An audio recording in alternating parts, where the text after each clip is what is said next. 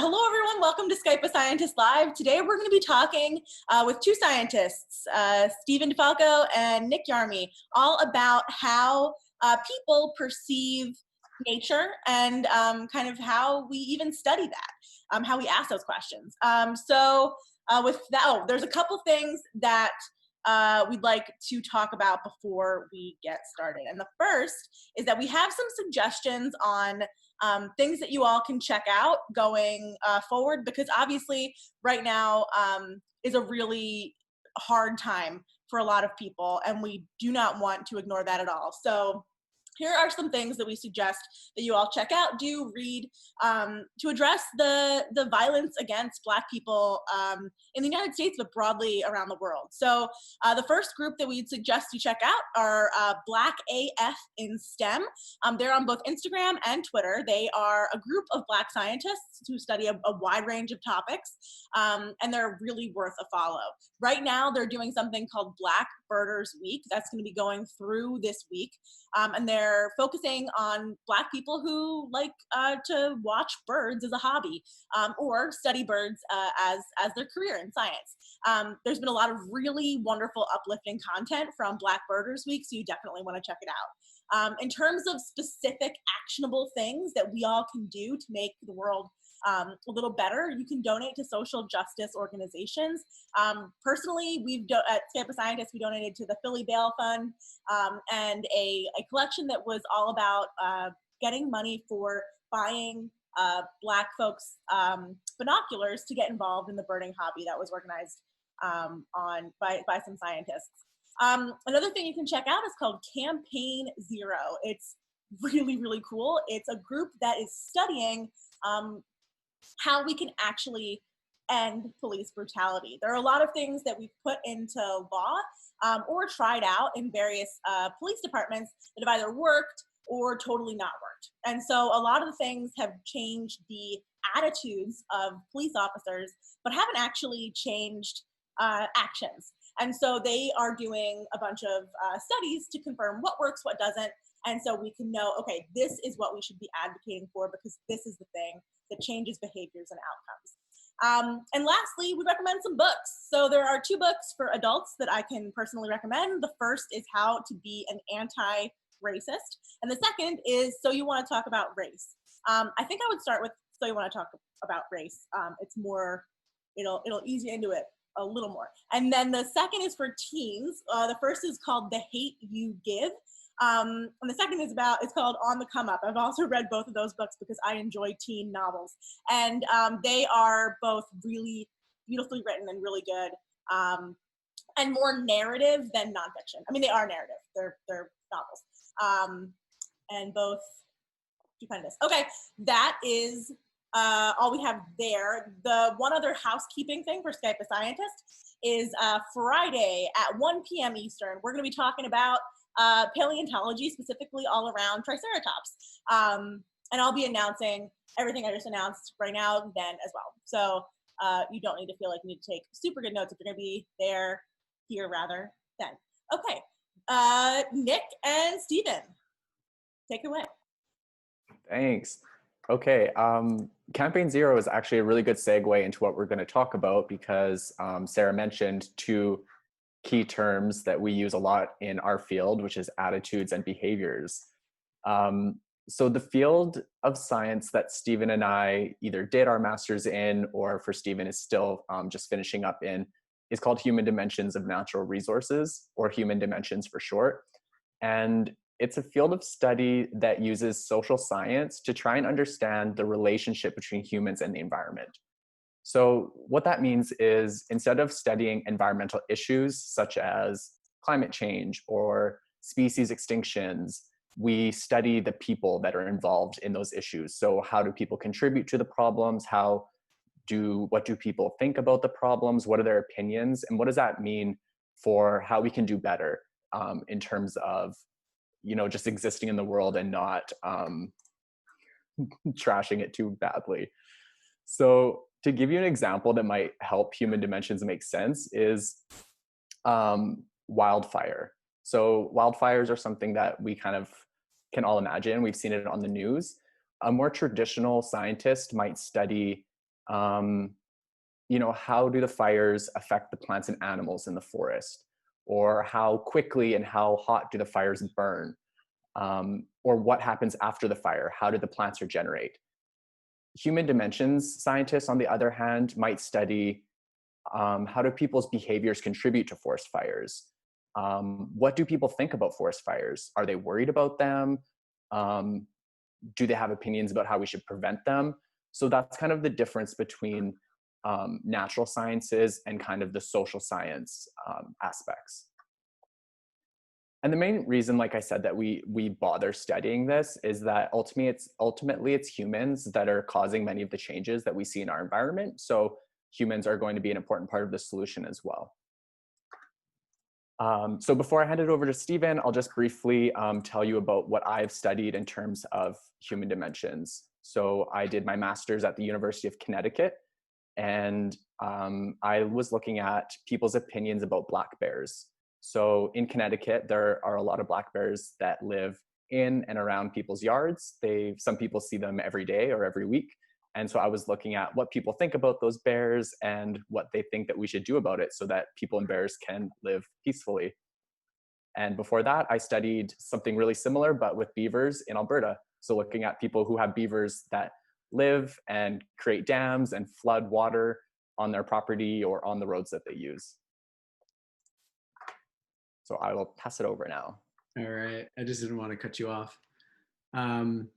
So I'm Steven DiFalco, and I'm currently still a master's student at the University of Connecticut. And so I'm studying people's perceptions of tree trimming along roadsides. So in order to maintain power, and reliable power during storms, we want to know what is acceptable for the amount of trees that we could trim along roadsides that still keep an aesthetic preference that people have. So like the beauty of the road, or, having roads in your front yard, while still maintaining that reliable power. So making sure that we have power at all times, because it's very important. So I should be finishing soon. Looking forward to being finished and moving on with other projects. So I'm going to give a quick little primer into the different ways that we can assess people's attitudes and their opinions. So one way that we could do is through interviews. So we could have an in-person interview with one person, say someone who's in a park, and assess how they interpret the park. What do they appreciate about the park? What do they want to see changed? What do they like to see about the park? And then we can move forward with different types of management from there. Another way is to do a group discussion. So bringing in a larger group of people, possibly from maybe a similar profession, so we could talk to them all together. So one example would be farmers. So we could, ask a group of farmers, what are the problems that you have currently? Are beavers damming the water on your property, causing issues? Are bears coming into your beehives and things like that, and try to find some sort of management or some sort of compromise that we could cause. And then the last one, which is similar to the poll that you took when you first came in, is we could send out surveys. So surveys are often sent by mail, and so we could mail them to thousands of people at once. And I see the poll just popped back up. And it's a better way to get a broader scope of things rather than an interview, where an interview takes a lot more time to look at, but a survey we could see 1,000 people at kind of one snapshot time. With more digital platforms, people are sending out more polls through the internet, so there's lots of different options for sending out surveys, who you send the survey out to, and different ways to interpret those results. So with that, I think we just want to talk quickly about the poll that you took. So these are some pretty common questions, or things that Nick and I have used in our research to assess how people feel about certain environmental aspects, or in my case, trees. So I really appreciate that 95% of you agreed that having trees around your home is very important. It's also very important to me. Let's see, is that the only one that we had, or? We can release another poll. We have 3 polls total, but we've only released the first. Oh yeah, let's do the second one now. Okay.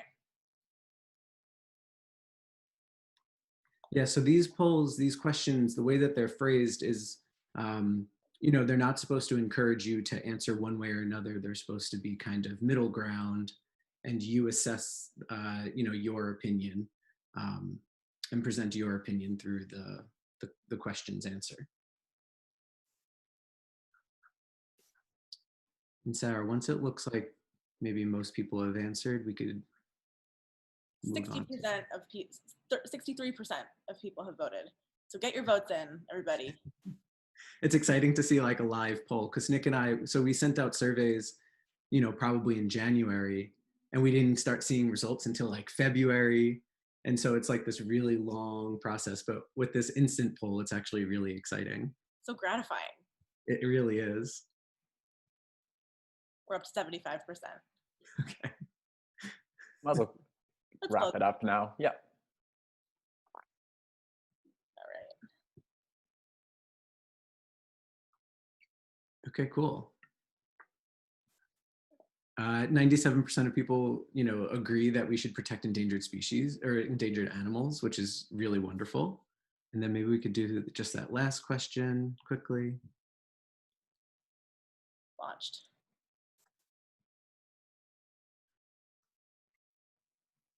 And with a question like this, I'm concerned about climate change. Often on our surveys, instead of just having 3 options, we would probably have 5, or some people even have 7 or more, so that you can, you know, we've all seen strongly agree, somewhat agree, agree, neutral, you know, but we kept it simple for this one because it's not a real research study.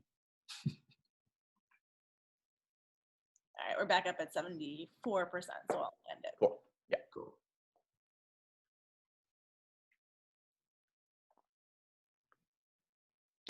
Okay.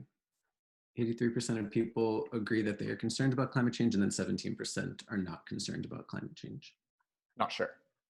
Oh, not sure. I'm sorry. I misread. See, it's very easy to misinterpret. It is. Cool. I think that's the end of our kind of formal, you know, presentation part of the stuff. So we can start doing Q&A maybe. Let's do it. Let's get into questions. Yeah. Okay. So Gavin Myers wants to know, do you look at how people work to save endangered animals or animals in general? Nick, you want to go with that one? Sure. Yeah, we do. Something that Human Dimensions researchers look a lot is at animal conservation and human wildlife conflict. So looking at what happens when humans and animals try to share the same spaces. You know, do people shoot the animals? Do the animals harm people? You know, like it can go either way. And so a lot of researchers will look at how we can manage these interactions and reduce the amount of conflicts between people and animals, and hopefully reduce the amount of like animals that are being killed and reduce the amount of people that are being harmed by living with these animals. The next question is, what animals have you looked at? So Nick has looked at bears and beavers. Some other people have looked at tigers. There's some research on elephants, because elephants can kind of invade different fields, but even on a more local scale, you know, you could ask people their opinions about turkeys. Squirrels, you know, having birds in your backyard is a really big one. Understanding how and why people want to go out and bird, you know, different habitats and things like that. Very cool. So what got you two interested in this field? I kind of fell into it. When I was doing my undergraduate here in Alberta, I had a prof who was excellent, Dr. Glennis Hood, who is a beaver expert, like a world-renowned beaver expert. She goes to like beaver conferences all over the world. And I ended up getting a job with her to do research one summer, and it was looking at beavers and beaver-human conflict, and it was just fantastic. And I just kind of kept with it, and then ended up moving on to black bears, but that's how it started. Yeah, I also sort of fell into this with my master's project, but I had worked previously in public parks. So I worked in a state park in New York, and people would always come up to me and ask me what I was doing. And, kind of why we were doing the things that we were doing. And so I find it really interesting and important to know how, the general public looks at the work that scientists do, and kind of how can we improve the way that we tell the story of what scientists are actually doing. Very cool. The next question is from Teddy. What's your favorite part of your job? Nick and I might also say the same thing, but I really enjoy entering data. So we get, thousands of surveys, and the data entry is really fun. It's very just like you listen to music and you enter the data, but we also make a lot of maps. So we get to see where the people are, in a statewide or global view, and making maps and stuff like that is really, really, really fun. Yeah, I think it's a tie between making maps and seeing the survey results. I just love seeing what people think and what they have to say, and people write really interesting comments on the surveys usually, so that's really fun to read. For sure. Yeah, I got a lot of I'm the Lorax ones. Very Oh, good. yeah. Yeah. So here's a question about people's opinions. If people have pets, do people often care more about their pets than wild animals? That's from Grant, age 10. I can take this one. It can go either way. Sometimes people who own pets tend to just be more, they're animal lovers, and so they like all forms of animals, including wildlife. But then on the other hand, depending on the scenarios, people who have pets may be really concerned about their pet safety. So if you have black bears roaming around the neighborhood and you have dogs or cats, you may, really value your pet safety a lot more than you value the safety of a black bear. Cool. Gavin would like to know, how do people interact with animals in zoos? I want to be a zookeeper when I grow up, and I want to know if it's safe for both the animals and the people in this close contact in zoos. That's a really great question. I'd say that first, there's some zoos that do a better job than others of making sure that the animal safety is top priority. Those are more certified zoos. So those are the zoos that you want to watch out for, like the one in the Bronx, the one in Washington, D.C. There's many other zoos that are really great. I'm not sure if I could answer the rest of that question though. Yeah, I don't know enough about that. Yeah, unfortunately, I don't know. Sorry. Okay, well, scientists don't know everything. That's totally fine. The next question is, do you find that people are usually open to preserving nature, or do they tend to be resistant? I'll speak just from my survey that I did in Connecticut with black bears. People generally were really, really, they really liked having black bears around. They really appreciated them, and they really valued their existence. And often that's true. We find that people's attitudes towards wildlife tends to be really favorable. But of course, liking bears and wanting them around is a very different thing from having a bear that eats your garbage and scatters it across your yard every week. So that's kind of where people's attitudes start to butt up against kind of the realities of living with wildlife. Mm-hmm. For sure. Let's see. Here's a question. As scientists, what do you do in your spare time? So I spend a lot of time taking photos of plants, unsurprisingly. And I use the app called iNaturalist, which is a really wonderful way of posting photos, and then someone can identify your plants. You can do it for bugs, birds, animals. I even see people doing it for fungi or, mosses. So you could do it for basically anything, but I spend a lot of time outside looking at plants. Cool. The next question is, so you two talk about nature. Nick, you're studying how people perceive animals. Do you two have any pets? I don't. I'm not really a big pet person, surprisingly. I love wildlife and birds, but there's not many animals I want inside my house. We have 2 turtles currently. Oh, you do? Yeah, we have 2 rescue turtles, and Mike and Kevin, and they're just wonderful little guys. We want to get a dog is our next step. Nice. Nick and I did live together for 2 years, and at the time we had four cats. 4 cats, 2 lizards, and a snake. But none of those individual animals belonged to one person. Like it was spread out among the 4 people living with us. But Nick has lived with a fair number of animals, partially due to the fact that I live with lots of animals. Yeah. We're only down to 2 cats in my current living situation, which is And an axolotl. And an axolotl and 3 other reptiles. Yeah, whoops. All right, the next question. Did you always know that you wanted to be a scientist? I think I did. I remember from a young age wanting to be a scientist, and I always loved science. It was like hands down my favorite subject in school. I spent a lot of time catching frogs when I was a kid.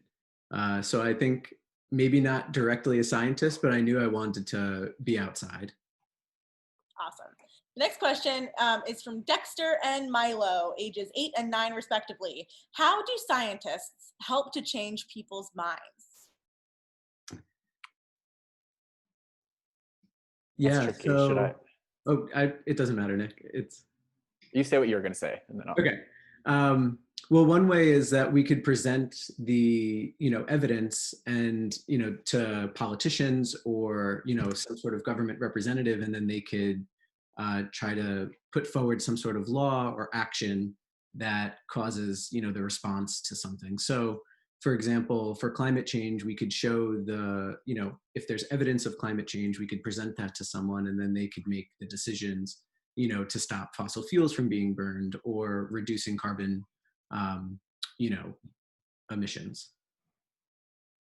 Cool. The next question, I don't actually expect you to know the answer to, but maybe you do, who knows?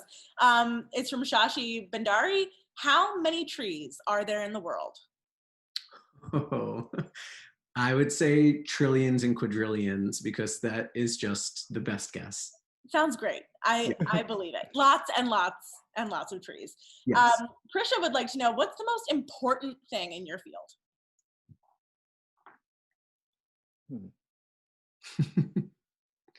I think for human dimensions, it's that humans respond. So we need to have people respond to our questions, respond to our interviews, in order to have the data. So I think that's a pretty important thing. Yeah. Sounds good. The next question is from Caleb. Why did you start learning about wildlife?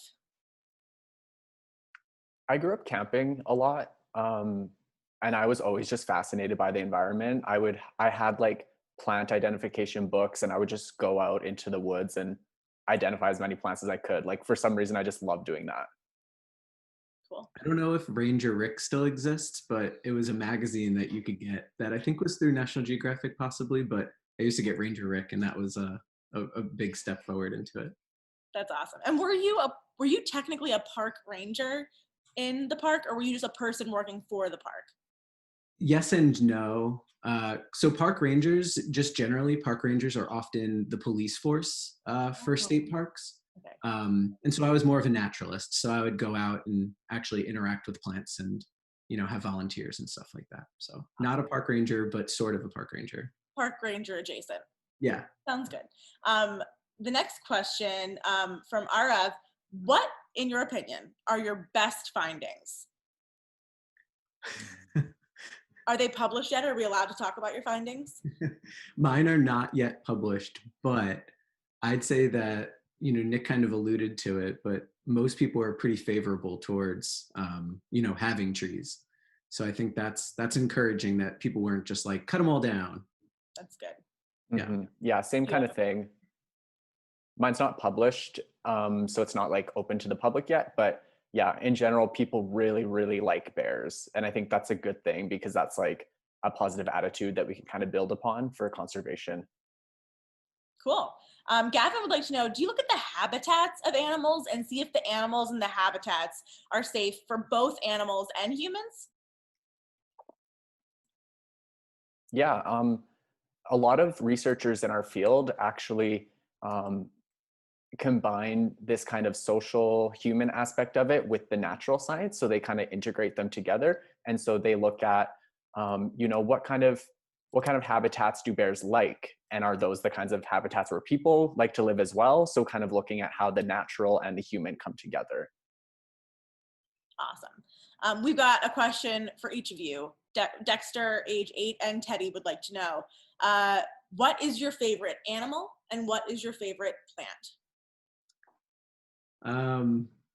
Choosing a favorite plant is really difficult. Currently, I'm very obsessed with the irises outside my house just because they're flowering.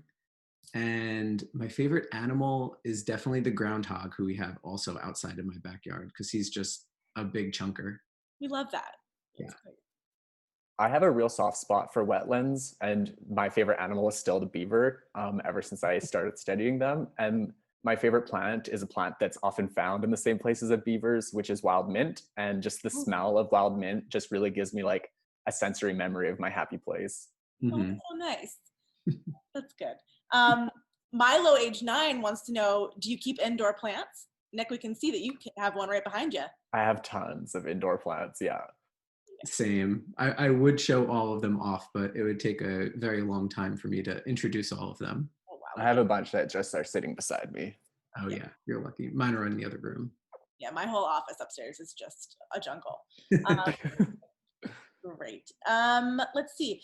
Next question's from Francie. Going about your job, how long are you generally outside? That's a really good question. For the work that Steven and I do, it could be almost never.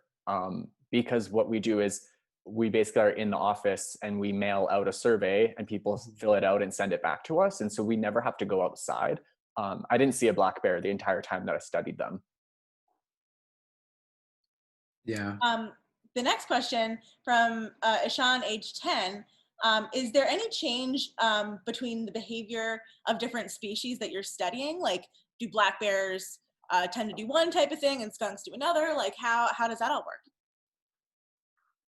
Yeah, well, the behaviors of the animals that like actually can change. So like bears behave differently when they live near humans versus bears who don't live near humans. So what scientists have found by researching this is the bears that live, around towns and in suburbs and things like that, tend to shift their the times that they are asleep and the times that they're awake and the times that they're out looking for food, and even how early they start hibernating in the winter all changes due to the influence of human activity.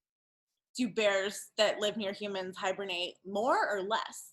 Less. They hibernate later because there's more food for them, and so they're able to eat more and gain lots of energy, and so they don't actually need to hibernate for as long. Are there any bears that would typically hibernate without humans that straight up don't hibernate at all? I don't think it ever gets completely skipped, because I think they still need to do it for a certain amount. But maybe, I mean, if there's food year round, maybe they would. But I know they have their cubs while they're hibernating, so that might also play into it. Oh, okay. So bears that are in the zoo, they hibernate. Oh, do they? Oh no, I don't know. I don't know. Maybe not. I don't know.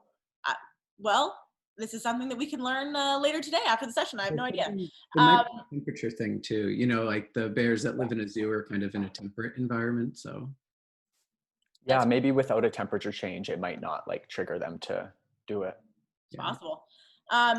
Let's see. So the next, okay, you go out, you do your survey, you get your answers, you have information, you have data. How do you educate people about what you've learned? How do you spread that information around? So one way is through social media is one good way to spread information to a broader audience. Such as doing a webinar such as this. That's a good way to get the information out there. Scientists often will publish, and that's a good way to get the information to other scientists. Cool. Chris would like to know, if you could go back in time and give your childhood self one piece of advice, what would it be? Never stop catching frogs. That's really hard. That's a great question though.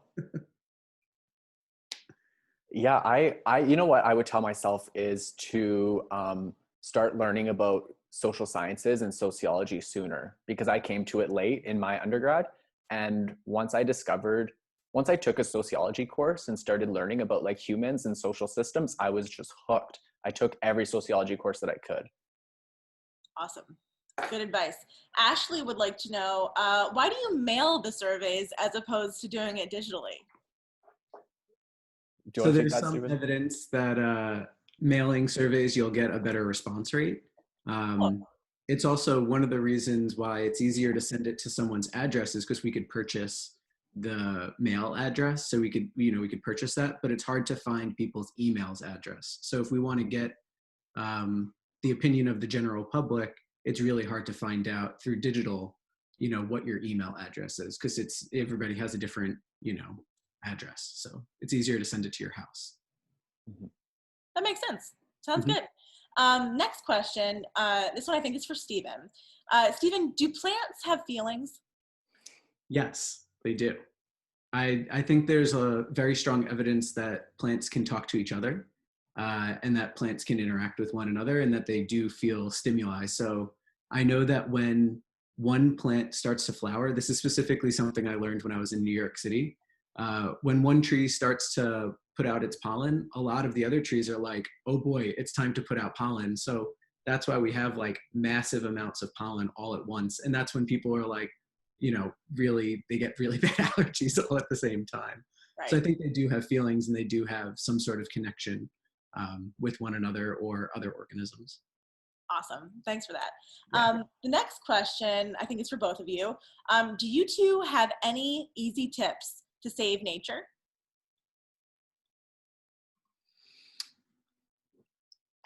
That's tough. That's really hard. I'll tell you what I personally do on a day-to-day basis. I choose not to eat meat or very little meat due to the environmental impact of that. I try as much as possible to just minimize the amount of things that I consume and throw away. And I'm sure Steven's the same. It's just kind of like doing everything you can to minimize the amount of waste that you make and your footprint on the world. I'd say another way is to minimize plastic usage. I think all three of us have, down that road. Yeah, different iterations of looking at how much plastic we use, or and trying to reduce all of that. And then composting is a really fun way to see the way that you could reuse a lot of the waste, or a lot of the byproducts of your food. Very cool. One January, Nick, Steven, and I all kept all of the plastic that we were using instead of throwing it out, just to we weighed it every week. We took pictures of it every week. And we were lucky because we lived near a food co-op that would allow you to bring your own jars to fill up on flour and popcorn and grains and cereal. We know not everybody has that. And so we felt really lucky to have a place like that was literally walking distance of our house. But yeah, it's really hard, and you kind of need to figure out what is going to work for you, because what might work for Nick, Nick doesn't eat meat, and or at least eats very little meat, and that might work for Nick, but for other cultures, that's not going to work, and that's fine. We're as people who care about nature and are thinking about this stuff a lot, there's no one size fits all kind of approach to this, and you kind of have to, as you go about your life, play with different stuff, see what you're this totally works for me, this is an easy way for me to change my behavior, or maybe a hard way, but that I still feel capable of doing, but we don't want anybody to hurt themselves or really cause financial strain if you can't afford it to be environmentally friendly, because there's a financial burden attached with some aspects of being environmentally friendly. So that's why, I think at the beginning of that question, they both were just kind of oh boy, because it's not simple.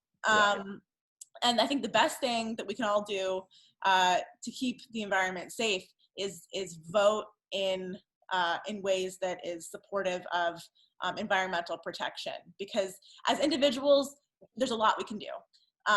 But the big changes that really are going to affect global change are, at least in my opinion, going to be legislation based. And so if you can't vote yet, hang tight, talk to your family members who are eligible to vote, and talk to them about what's important and why. And that would be my take on that, even though I'm a squid biologist and not a natural human dimensions person. Let's see. Oh, Gavin says there's a YouTube video of a guy that wears all the trash he used in a year. We'll have to look that up after. How should tourism with environmental protection be developed? I don't know if this is in your wheelhouse, guys. Well, I think there was a lot of information that came out recently about tourism surrounding, animal abuse and how, kind of unfortunate it is. So I think as a tourist, you have to kind of do your due diligence and kind of research the facilities that you're going to. Some of the ones I saw were in, elephant riding and camel riding, and you just want to make sure that the animal seems like it's happy and healthy when you're doing that. And then I guess when you're a tourist in a different country, make sure that you're, staying on trails, not picking up plants and, littering and stuff like that. Yeah, I'll just add the tourism industry is really, really complicated because it can, if it's done right, it can have really positive impacts on the animals and the environment by fostering a sense of like awe and wonder and appreciation for the natural world, and might encourage people to want to protect it and save those animals. But if done wrong, it can have a lot of negative impacts on the animals. So it's really, it's not like, again, it's not like a one size fits all. It's kind of like case by case basis. Yeah. That's kind of the frustrating thing about a lot of the big problems in the world. They're not simple. Or if they were simple, we would have figured it out. By now. But don't get discouraged. That doesn't mean we can't do it. It just means there are ways to do it. Yes, absolutely. It's just not always done right. Precisely. Yeah. The next question is specifically for Nick. Nick, you have a choice. This is an either or type situation. Okay. You could either study all the species of beaver in the world, or you could take a trip to the most luxurious hotel in the world. Which do you pick?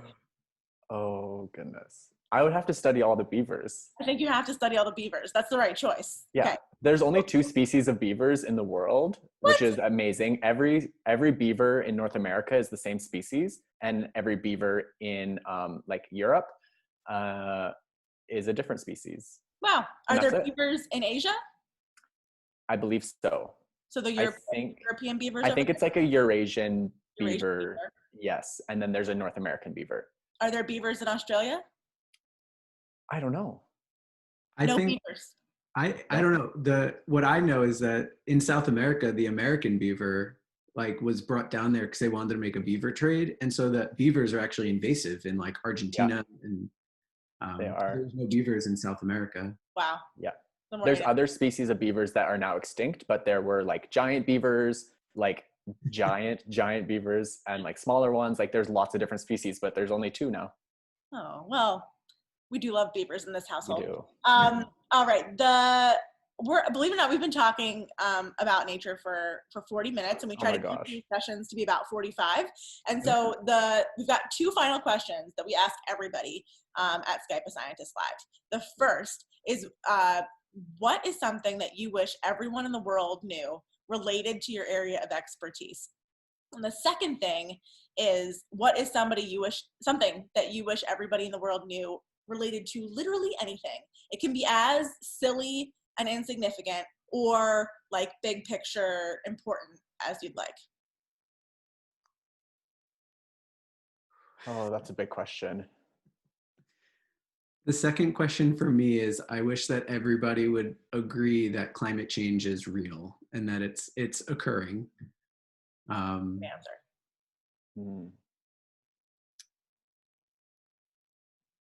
I think with human dimensions, I wish that everyone would know how humans and the environment are completely interconnected, and we can't just look at the human or the environmental side of things in isolation, and that we rely on the environment for meeting all of our needs.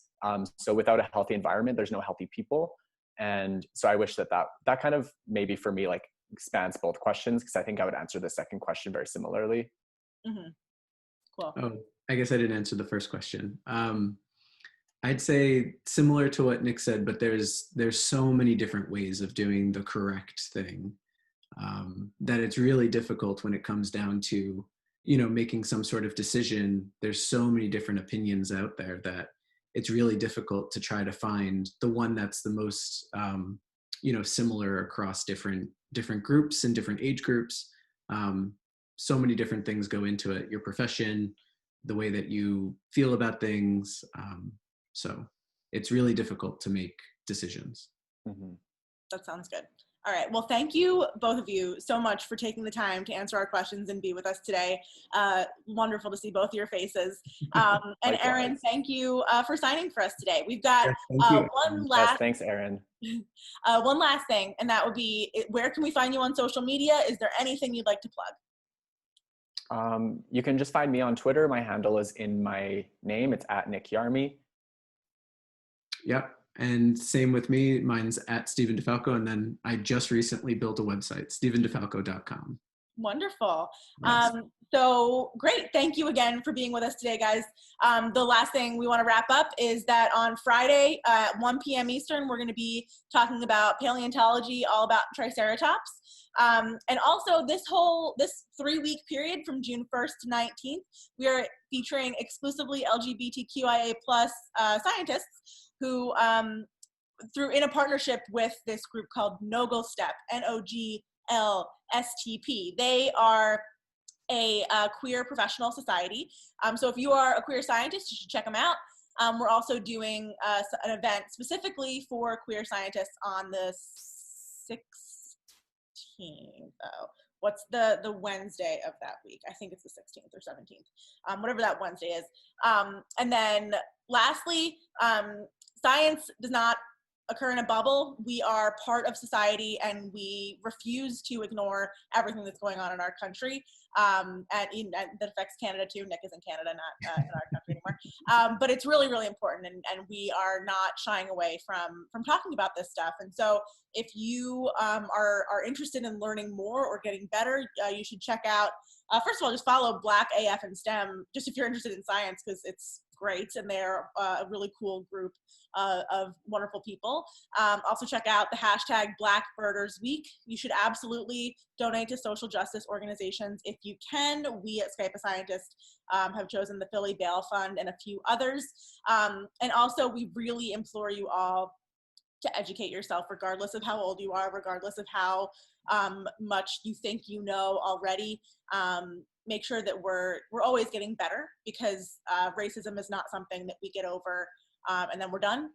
It's a constantly iterative process that we get better at constantly. It's kind of like working out. Like, you're never in perfect shape. You can always be a little better. Although that's a horrible analogy, because everyone's body is perfect as is. But get better. There's always room for improvement. Let's do it together. Let's not continue screwing it up.